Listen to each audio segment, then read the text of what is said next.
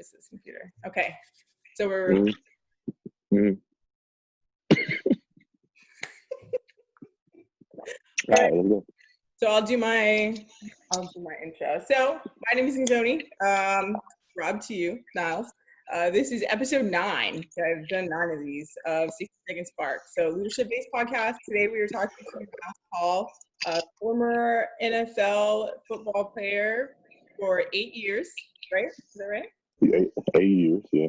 Now retired as of last year. Did you announce your retirement like right before your birthday, didn't you? I announced it, yeah, right before my birthday. Yeah, nice. Yep. And what other notable things? I think that's not the same thing, right? Community activist. Okay. I'm not the type of person that boasts about what I do for my community, but I've ever since I was in the league, I've given out, a $2,000 scholarship, around a $1,500 to $2,000 scholarship, 4 of them to, different students at their school every year for like the past 4 or 5 years. I think this was the first year I missed it only because it was I wasn't able to do it only because of the virus. But I've done that. I've hosted camps in my community, free football camps. Never tried to capitalize off the. I bought jerseys for my high school. Very big on, I'm very proud of where I came from and very, big on giving back. Yeah, and that is so. I mean, Omaha is what it says all over the place, but is Omaha where you are from, or? I was born and raised in Omaha, Nebraska, on the north side. And so I'm glad that you led with your youth camps, right? So when you go back, do you go back to Omaha proper? I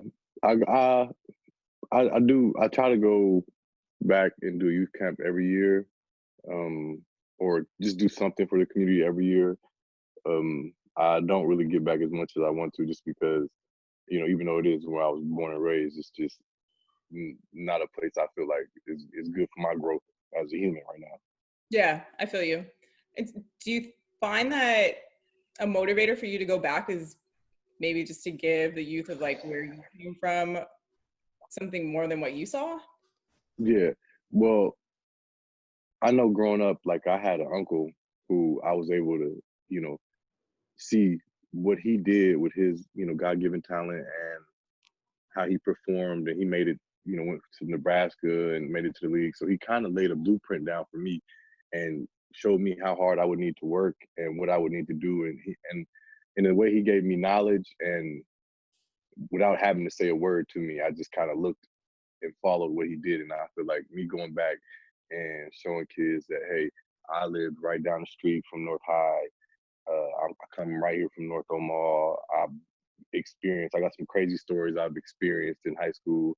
I made it out, and it's not a far-fetched idea. And I just feel like it's so many more athletes in Omaha now, and they just kind of, I feel like we finally starting to get kind of recognition for what's been there for so many years. Yeah. Yeah. And so you stayed centered in Nebraska. Was that on purpose? So you are from Omaha and then ended up at University of wait, what is Nebraska's? Is it University of Nebraska? Yeah, I went to the University of Nebraska in Lincoln.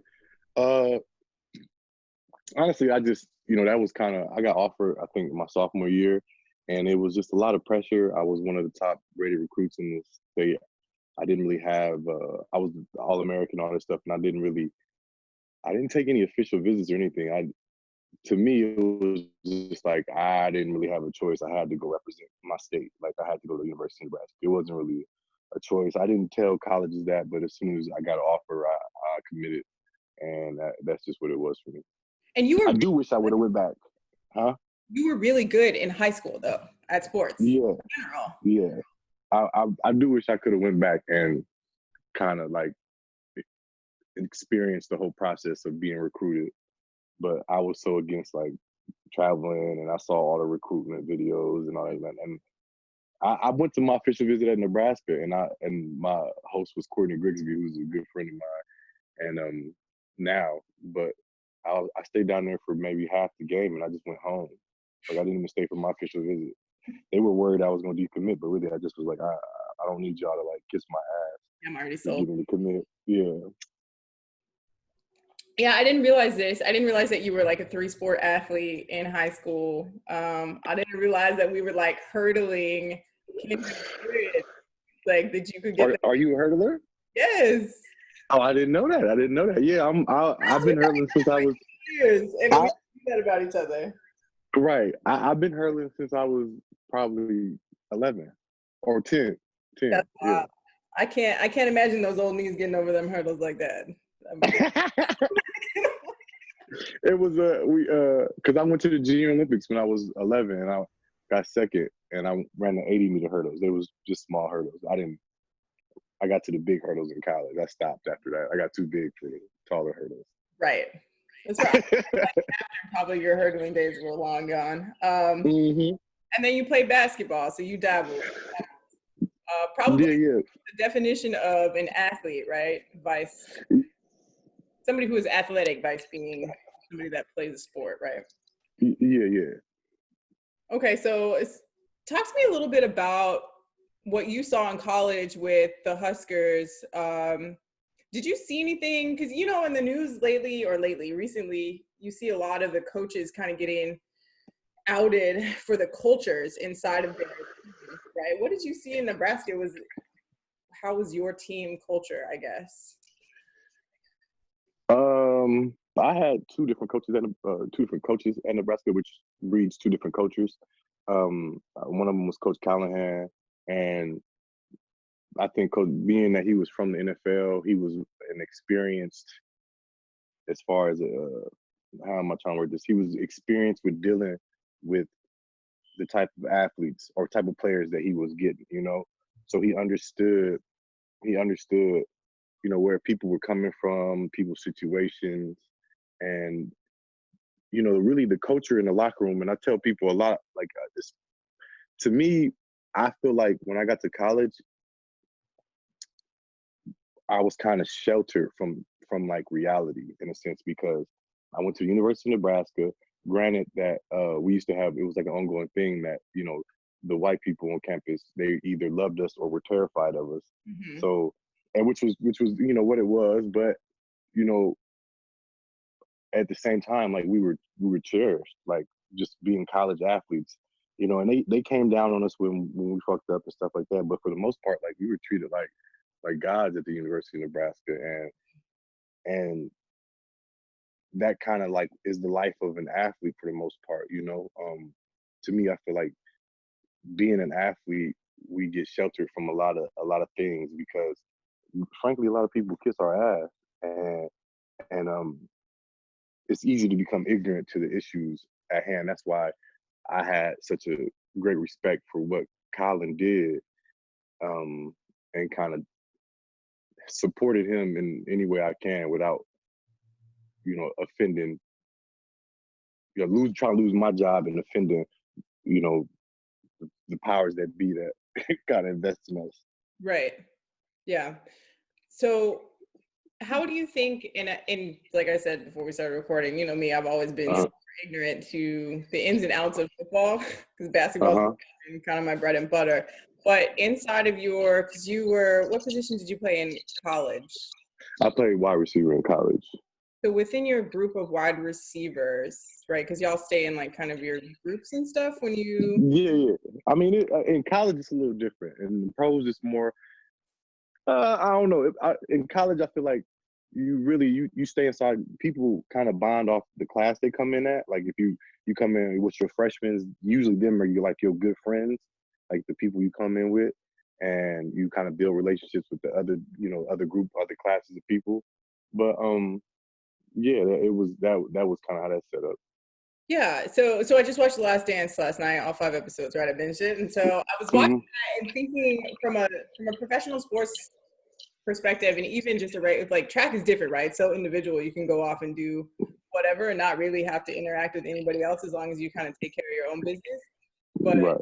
inside of your sport and like your group of people that you were kind of mainly exposed to, especially in college, where did you see yourself, if at all, kind of develop as a leader or maybe find your voice in terms of, especially being one of the better athletes, right, on the team? Um, I feel like in college I was immature and I was put in a position to be a leader when I wasn't really ready to be a leader. I got in a lot of trouble in college, and I'm just thankful that my coaches understood, my situation and everything that I was going through, and they worked with me and they didn't give up on me, and they allowed me, to kind of have a redemption in a sense. But yeah, I kind of get lost in questions because I smoke too. But so you got Fine.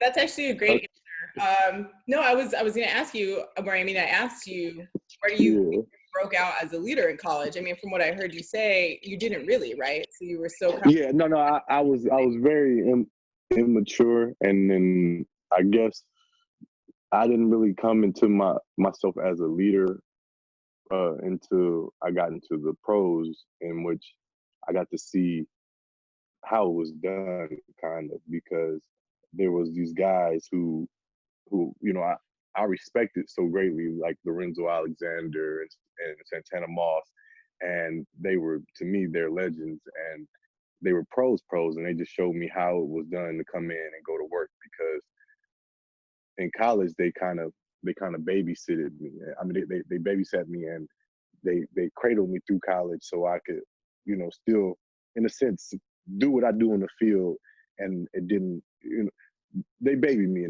but in the league, they treat you like a grown man and you on your own, and it's up to you to be responsible for yourself. But I guess I just had a great group of veterans who kind of showed me the way and what it meant to be a pro's pro, and that helped me in the longevity of my career. Yeah, awesome. And so in college, and this is what I always kind of wonder about kind of the professional athlete route. So you were obviously good, but when did you know that you were going to be good enough to go to the league? I think it was my junior year, right? And I mean, it's obviously I went to college to go to the league. That Right. was my goal. But my junior year, when my NCAA rating came out, I was like a 92, and I was like, "That's it." Man, yeah. No, dead ass. Like I told, because I was gonna commit for the draft after my junior year, but I told the uh, I told my academic advisor to change my degree so I can graduate early, because I feel like I was going to leave early, because I was going to leave my junior year after my NCAA rating came out. Mhm. But I ended up staying for a little bit longer. And But you, that's at that point. At that point, I knew, like, I was like, I'm going to league. Like, I was on NCAA. They ranked me in 92. Like, I was a 92 on yeah. NCAA. But you finished college. No, I'm actually in talks with. It's funny. I just talked to my academic advisor the other day from college, to get back in class. I only have like 15 credit hours left. I left to go train for the NFL pretty much, and there was That's just a less than a decision I felt like was making. semester now. Huh? It's like less than a semester. That's like one Yeah, I semester. know, but I left. When I left, it was like, okay, I gotta go get ready for the NFL. Yeah, so it was just like, fuck it. At that point, it was like, I'm chasing the money. Like, I don't need school. But now it's like, let me do it to say I did it. Which is how it is, right? Like, and that's understandable. Some people, that's their, and like you said, that was your goal to begin with. Yeah, yeah. Yeah. It Okay. was And I mean, fifth round draft pick, right, is not bad. not at all. Not at all. I'll take that. I definitely take that. Okay, so you My dad. You said what? right? So you get drafted. You go to the Mm-hmm.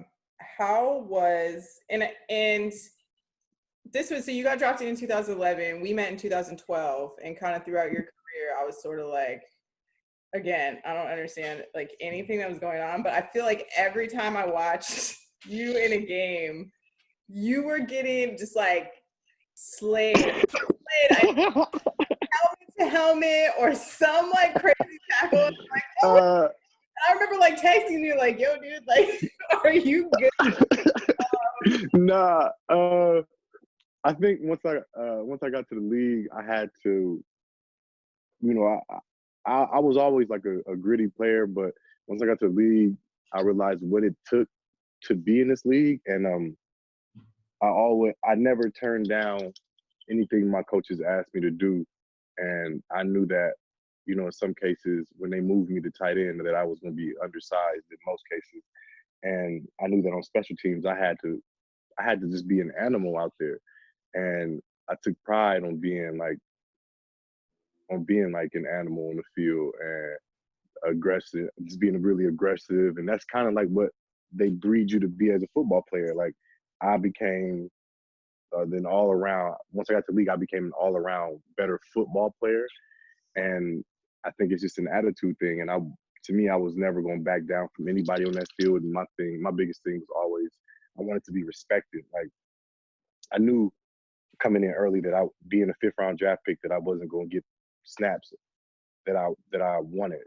So it was a humbling experience. I had to humble myself from being the man at Nebraska to being an afterthought on a team to where you just got to do something to get noticed. And to me, getting noticed was those big hits, was these people seeing like, oh, this man will lay his body on the line for us.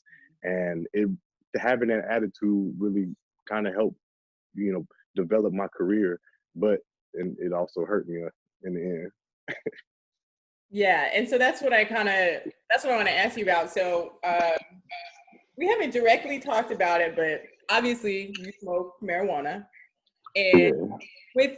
I just want to know what your thoughts are on the policies that the NFL specifically, because that's your sport, but professional sports at large, right? But the NFL has regarding marijuana, its use, and the developments that have been basically made to legalize marijuana, and proven that it's like a medicinal aspect of and why people use it. And should that still be something that is banned in the NFL, especially when you all are like of all sports, right? Football, that just takes a toll on your body, and just like the pain that probably comes with it, and what your thoughts are on that. If I'm being completely honest, I, I would say like if you walk into an NFL, in the NFL locker room, there's more than half the people in there smoke. Mm-hmm. And I think now the NFL has recently loosened their policy, in regards to marijuana use. But I was one of the people who had the experience, actually going through it, being caught up in the marijuana again in the program. I actually failed a test, and I got put in the program for a little bit, which means that I had a psychiatric evaluation, and I had to see a therapist for a year and take drug tests and be like for real violated. Like the drug test guy will come to wherever you at in the United States. You had to let him know where you was at all times, and they'll pull up on you, and you gotta whip your dick out and pee right in front of them. And it was times where I would be like in Florida, and the drug test guy in Miami, and the drug test guy would pull up on me, and I'm on vacation, and it's like, bro, you just go come in here and just force me to piss for you. So I was one of the people who got the experience. I didn't really like that at the same time, but in regards to like the whole marijuana policy as of now, I think they've loosened it to a point where they've kind of integrated what's going on with the world. But I know that back in just a couple years ago, like people were getting kicked out. A lot of guys was getting kicked out of the league, and to me, I didn't really start smoking until I got to the NFL, and that was solely because after some of those games and some of those hits, I experienced, the oxycontins, the Xanax, the painkillers. I experienced those, and then I got to smoke. So to me, oh, okay. So to me, experience and how those made me feel as compared to like after just the blunt and releasing, because it was hard to just hear that stuff that was going on, especially after a hard practice or a hard. I think it was a benefit to me, like just being able to relax my mind like that, and instead of like being on, like I had after my second concussion. After my second concussion, I was having trouble remembering plays and stuff, and it was just I was in a place where I was like kind of panicking, and I had never been, you know, I had never been, told that I had ADHD, but I went to a doctor and they told me that, oh, you've developed ADHD, which I didn't even understand. So I was prescribed they put me on Vyvanse, which helped, but I feel like it was too much. And at the same time, like I couldn't come down from that. And I feel like smoking just really was something I could do that would just calm my mind, especially like, dealing with the highs and lows of playing football. Um, I feel like I just kind of rambled on a little bit there. No, I People feel keep that. walking in. So my brother People has keep walking in. ADHD, and he says the same thing about smoking. Yeah. They try to put him on medication, whatever, and his whole thing is like, I just don't like the way that makes me feel, the medication side.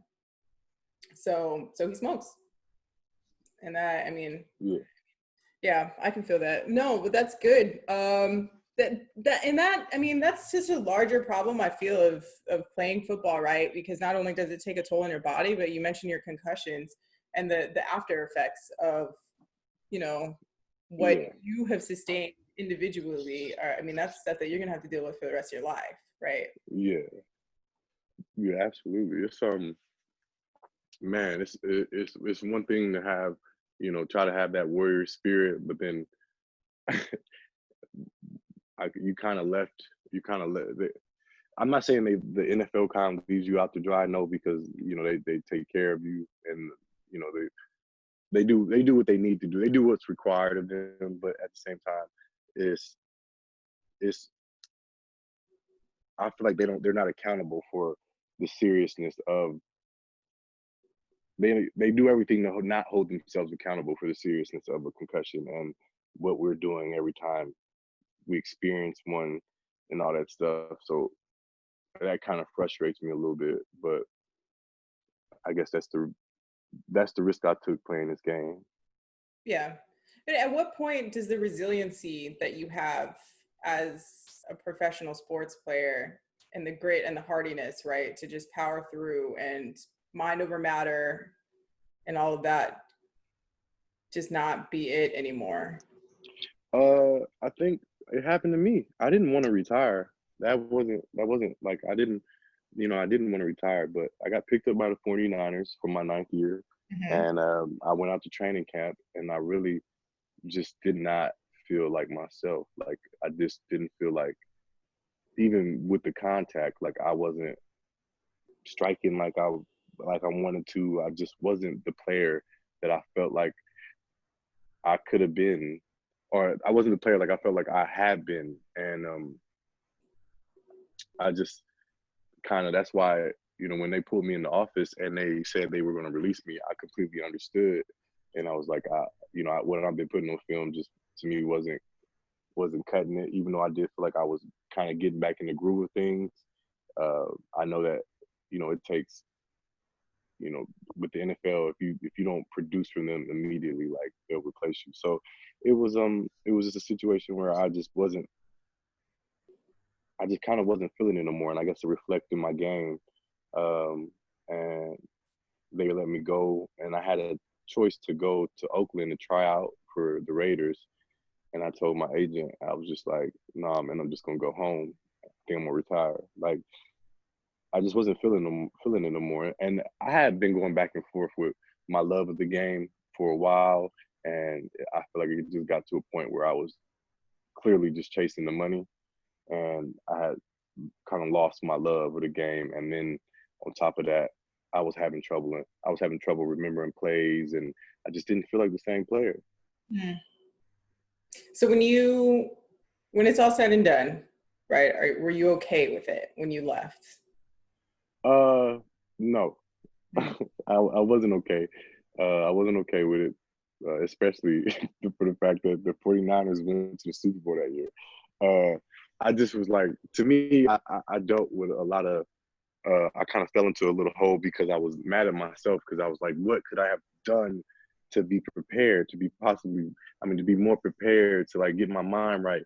And it was all these things I came up with, and I just convinced myself that, I let myself down, I let my people down. As far as, to me, I felt like I had a whole city on my back. So many people believe in me and what I did coming from, the circumstances I came from, and I just feel like to go out that way, I feel like I let a lot of people down. So it was a grieving process for me, and I was kind of like, crying out in a sense, but just doing a lot of shit to try to stay busy. Like I was like going to Vegas and partying and driving the expensive cars on the raceways, which was fun and shit, but it was just like things to keep me busy and not kind of get stuck in that hole. Mm-hmm. I mean, yeah, but you and I have talked about that though. Yeah. What is it that you want? But that's a whole nother conversation. Um, Right.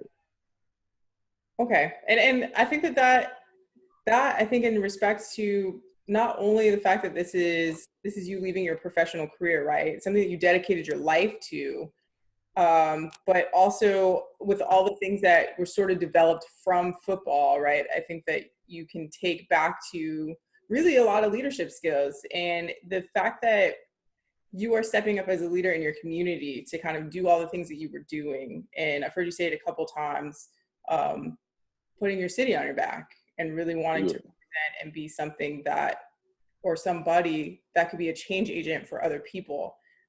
Maybe not to be, a professional football player, but to just do better, or that it can be better than what it is. I mean, that's a significant role that you've played. Yeah. Yeah. I mean, I just hope, I just always wanted to have an impact on my city in some way. And at times I feel like I can do more, but it is what it is. Yeah, definitely. And so you leave the league. You spend most of your time with the Redskins, like you said. I mean, you played for Jaguars for a year. yeah, and then you went to the 49ers for that short amount of time. But then Yeah. with it mainly being with the Redskins, with this kind of we're in a whirlwind of racial angst, and with it being at the forefront, right? Because it's always been there. I feel like people are like Yeah. resurgence. It's not a resurgence. It's always kind of been there. Y'all are just not paying attention until now. And the Redskins, this has been an ongoing issue with the name. For a while. Every Sunday we pull up and they'd be out there protesting the name. And honestly, I understood. I understood where they was coming from. I have from Nebraska. I have a Native American friend, and he explained to me. He told me he would support me, but he also explained to me, why the name was offensive, and it was just like it's like, how would you feel if they was called the Washington niggas? And I was like, ooh, or niggers. And I was like, ooh, you're right. I'll be tight. Like, I'll be tight. Like, I would never play for a team like that. But it was like, honestly, like, I didn't know anything about the Washington Redskins until I got out here. And I think just, being able to see both sides of it and kind of see where it's at now, like, this is something that I thought would never happen because the Redskins have done everything in their power to kind of silence the voices of the Native American people out there and kind of uplift the small minority of Native American people who support the Redskins, who are super fans and support the Redskins. And I just think that this is a great time to be alive and to see, because I never thought that this would happen. I never thought this would happen. And to see it happen, I'm very excited. Even when Colin was doing his protest and taking a knee, the only issue I had with supporting was that I felt like a walking hypocrite or a contradiction in a sense, because I'm sitting here supporting my truth, Sam, Black Lives Matter, and I'm on a team called the Washington Redskins, and I'm completely being ignorant to. It was kind of like a moral dilemma. Like, this is your job. You are working for them. You're in the NFL. This name isn't appropriate, and you just kind of try to like put it on an afterthought. And I guess that's what so many people do. And I realized, like I realized while I was there, like, okay, like this is a problem. But I didn't, the way, like, even when like me and my teammates, I think me, D-Jack, and a couple other guys, we took a knee one game, and then we put our fist in the air another game, and I remember, like, we got called, everybody got called in, we had a team meeting, they pretty much told us, the higher ups told us, like, we don't do that around here. And they showed us all the support that they had, and it was just like, and we got a little backlash from people because it was like, how are you guys gonna say, Black Lives Matter when y'all supporting such a race? And I'm just like, I was like, I understood, like, I just kept my mouth silent about it, but to me, I just wanted to show my support. Like, I would feel like a sellout if I didn't do something, to show, like, I hear you. I'm not in a position where I can really do much. I'm just a small player who is expendable. Right. I'm not all of it. Happy to be here. Yeah, I'm trying to live out my dream. I didn't want to get drafted. I didn't ask to be drafted to Redskins. Right. And I think that is a very fair and valid point, right? Not everybody in the league Colin Kaepernick literally was willing and did, willing to give up everything his entire career, right? Like, I'm gonna say this.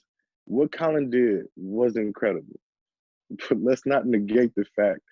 And so many people came down, and so many football players who were just happy to have a job. Colin got a bag. And he was more than in a good position to be able to say, hey, I'm gonna hang these shits up. I ain't gotta play another down no more. You know what I'm saying? He had a bag. So it's like, I understand, but at the same time, like, Colin got paid. Yeah. You feel me? So not a lot of most players in the league aren't in that position.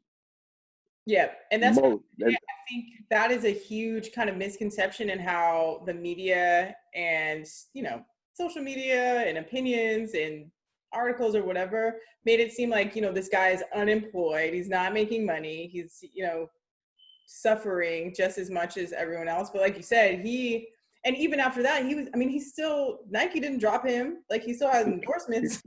And listen, I got a couple homies right now that deserve to be in the league, that been blackballed by the league, and just they get treated the same way. Only they don't get the same opportunities that Colin has gotten, in which he got a tryout, in which they do an independent trial, in which he got to show.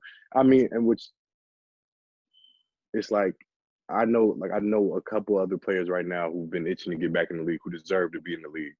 And that's just how the game works. Like, once you out the league, you normally out. That's just what it is. Like, it's hard to get back in. It's like they constantly try to replace you. If they can find somebody to replace you, they will. Now, does Colin deserve to be in the league? Absolutely. Absolutely. He is better than a lot of the backup quarterbacks in the league, but I don't think he would be a starting quarterback. Right. Yeah, very good points. So for you, as someone, like you said, if we go back to, you see yourself, or maybe I see you as a leader of your community because of the things that you were doing, being a pro football player, all of these things, and then having this like ethical dilemma of the name of the team that you're playing for, and then the Black Lives Matter. We weren't calling it Black Lives Matter back then, but it was a Colin Kaepernick controversy in the league of what are they going to do? Finding y'all, what's going on with the teams. Did you find that like anybody really stepped up as kind of a voice, or someone that was it anything internal that y'all talked about? It was like, okay, this is how we feel, or was it kind of just like however you felt individually was how you felt, and we just don't talk about it? Yeah, they kind of shut it down. Most organizations I know that from the people I've spoke to, they, we had a team meeting on how once they seen that we were kind of stepping out and supporting what Colin's, taking a knee for, and they kind of addressed it to us and told us, like, we don't do that here, and that was the conversation. Some players was upset about it. We expressed how we felt about it, and that was just what it was. Like, we never talked about it again. Yeah, and that's an interesting point that you bring. And I think that as players, inside of that organization or your franchises, y'all don't have very much power. No, Like, unless you're unless you're a big contract guy, you have no power and you're very expendable, and they will release you or trade you in a heartbeat. man, that's wild. I definitely cutthroat, right?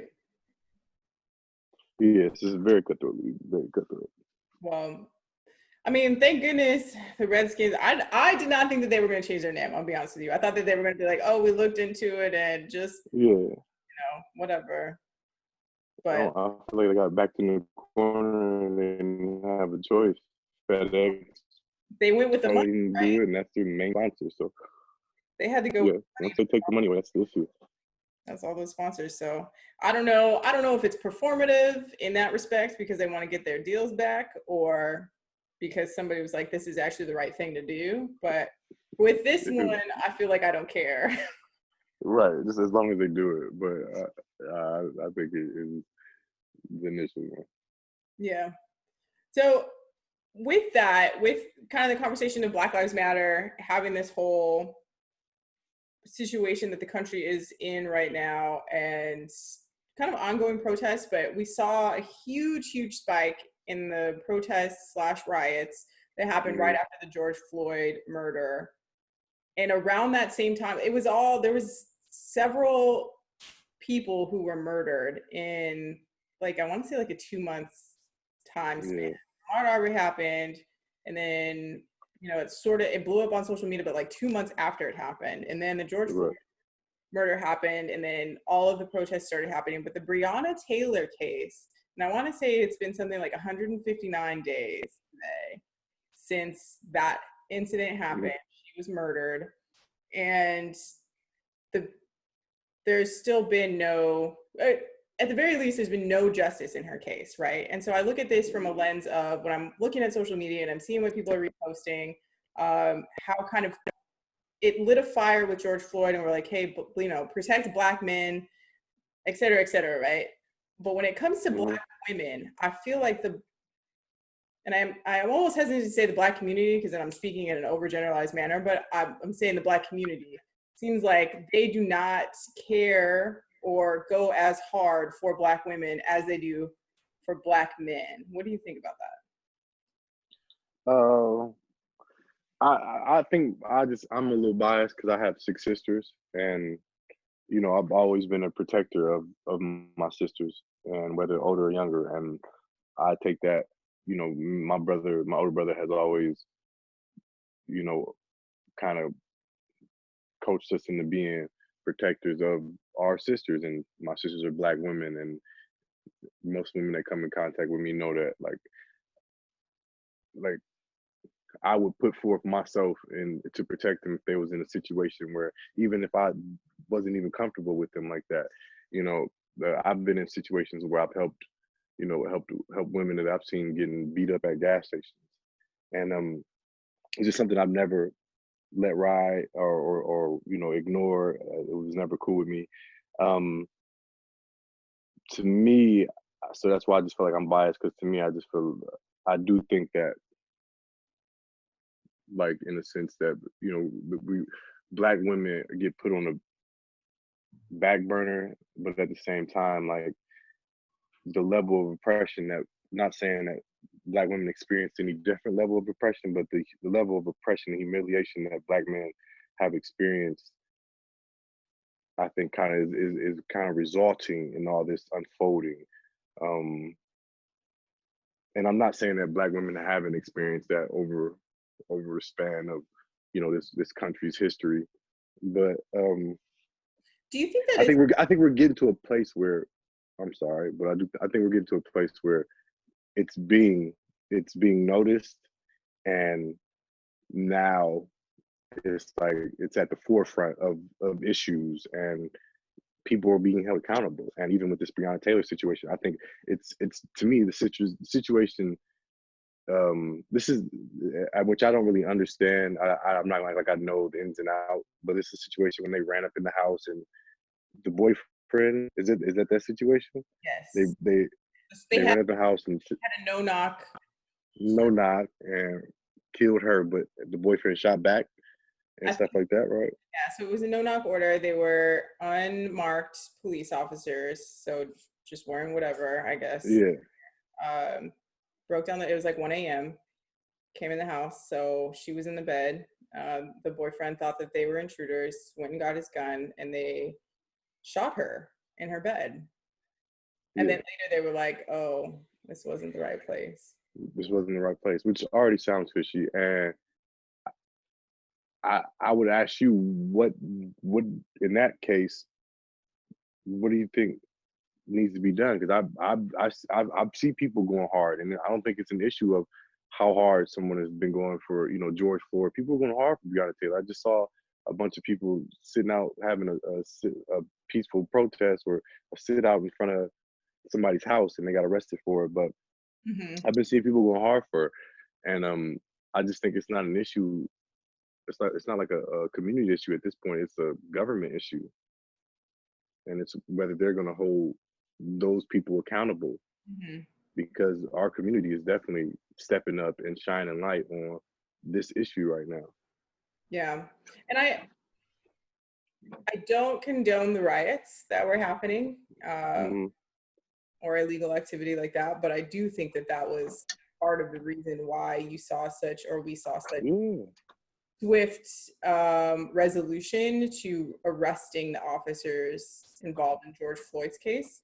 yeah, Um, and so I just think that, and I mean, this goes back to a whole nother argument. So of course I'm like watching all kinds of documentaries and like learning more about James Baldwin and his writings and the difference hmm, between Malcolm X and Martin Luther King Jr.'s approach to things, and how, I mean, nonviolence really didn't get us anywhere, right, in the 60s, yeah. and just those things. But I do wonder, so listening to you speak about that, about Black men and how kind of, do you think that people feel that way about Black women versus vice Black men because Black men are, these things happen to them more visually, like they're the things that, you know what I mean, like George Floyd was murdered on camera. uh Hmm. Black men that are kind of thrown around by the police, beaten by the police, a lot of those, like, it's on camera. Like your disparities with the things that we deal with as a Black community are very visual and upfront in your face. Hmm. Whereas I think a lot of the things that Black women deal with are very much behind closed doors, right? So uh, Yeah, going way back to slavery, right? Of just being raped, and that was the thing. That's the thing that happened. But those things, even in the workplace, right? Being spoken to different, having like, I can't work with you because you're an angry Black woman. Like all of these things that kind of bring us down to different levels, and even being seen differently, like with the white feminist movement, and how white women didn't include Black women in the suffragette, like the voting, yeah. um, suffrage, women's suffrage, right? So but that's not, you don't really think of that when you think of women's suffrage. You don't think about how Black women were excluded from these things, how Black women have continuously been pushed to the side or humiliated or been taken advantage of, or, all of these different things, as you Hmm. say, because it's not really in your face. Nobody's recording these things. Nobody's putting it on Front Street. Whereas I think Black men, what you all are facing is. Um, I definitely agree with you on that, but at the same time, I saw if that wasn't George Floyd and it was a woman who had a knee put on her back, I think it would have been a Black woman that had a knee put on her back and suffocated. I think it. I, Granted, what happened was, the reaction that people had, the riots, everything was crazy. I think it probably would have been 10 times worse, because if 4 officers did that to a Black woman, I do believe that people would have lost. I mean, people already had lost their shit, but I think it would have been a very similar, if not more extreme reaction. Um, it is no secret that Black women have been taken for granted and underappreciated for years. Uh, but at the same time, speaking as a Black man, like, I only can speak from my perspective of of what, oh man, I can look back in history and go, oh, this is what they did. This is what they did to Black men. This is what they did. And I understood that, how the women was treated and everything. But as a man, I only could relate for so long. I only feel like I could relate to what they were saying about the black man, Mhm. and it was never kind of in my forefront until black women started shining a light on it. Like, hey, like we've been silent for too long. Like, and to me, black women are some of the strongest women in the world. So, and that has just always been my personal opinion. So I respect and understand where black women are coming from, and I'm just glad that we're in a time where people are aware of it and it's starting to change. Like I mean, it's slow, but it's starting to change. Like the fact that people are aware of it now, and it's not like just a hidden thought, is a big step. Yeah, absolutely. Absolutely. And I think what you say, again, I think we might be sort of saying the same thing, right? Because if it was a black woman who had been on camera, right, being murdered, there would have been a different Hmm. response. But when you look back to the Sandra Bland case, and nobody can tell me anything different, that woman was murdered. Yeah, Um, but we kind of, you don't see that part on tape. You just see her being arrested. And then next thing you know, she committed suicide. yeah, And which is wild. yeah, that's where I think we see the difference. And maybe that's why we just haven't seen the same effect on people, because we haven't had to face it yet in terms Yeah, of, like, on the social media or on the things. And it's been weird. I've seen some clips that have gone around of some, nobody's been murdered, but of some pretty humiliating things that have been done to black women recently. I don't know if hmm, you've seen that video where that lady they came into her house and they arrested her. She was in the shower and they made her like no, sure. naked and all this stuff. And it's just, and that kind of stuff is insane. But definitely, I don't know. For me, and obviously I'm biased, right? Because I'm a black woman. So for me, I see this stuff Hmm. like, yo, this is wild. But then I think about this idea of like toxic masculinity, right? Yeah, Which, I don't know, I'm kind of over that phrase of being toxic anyways. But the the culture, this is a tough one. I didn't think I was going to go here, but the culture with men and even sports guys like yourself, right? And we've been out, right? You and I have been out with Krista. We're like yeah. popping around here, and like we've dealt with your friends. What are your thoughts? I guess looking back, right? I'm not going to put you in a place of like when we were. This is way back, like a while ago. Yeah, You were a rookie, so whatever. yeah. To that Niles Paul, but looking on some of the experiences that you've had, especially being a sports athlete or somebody who has a lot of money, right? Uh, Yeah. I think you deal with it even more.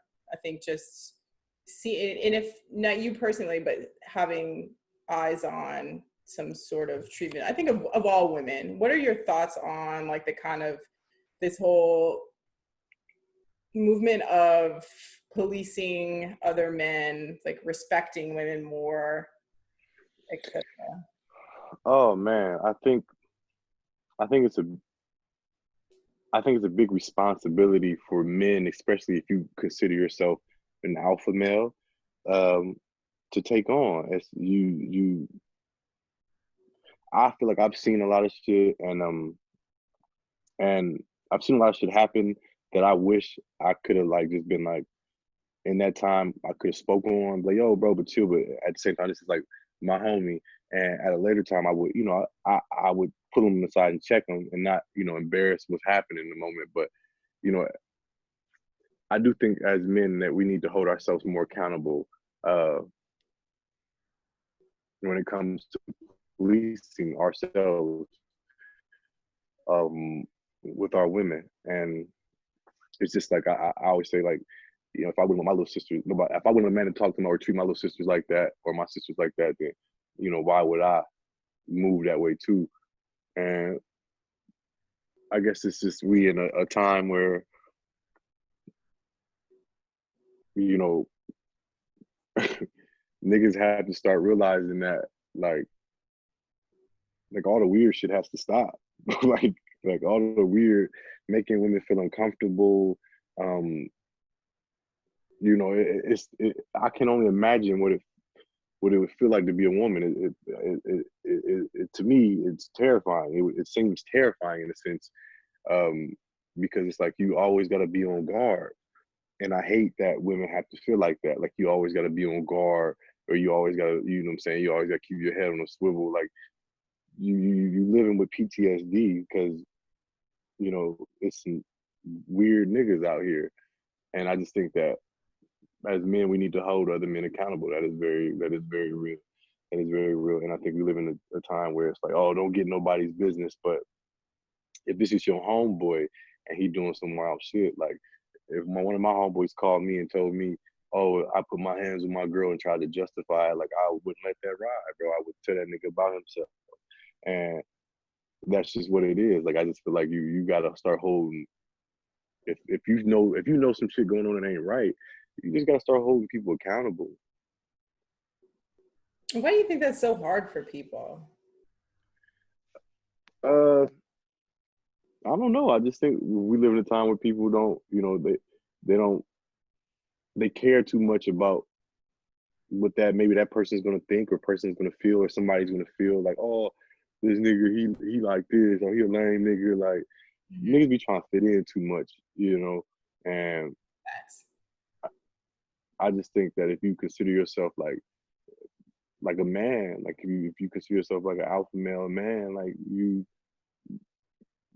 it's certain shit you wouldn't let ride. Like, and that's always been, you know, kind of how like we was raised up. Like we ain't going for none of that.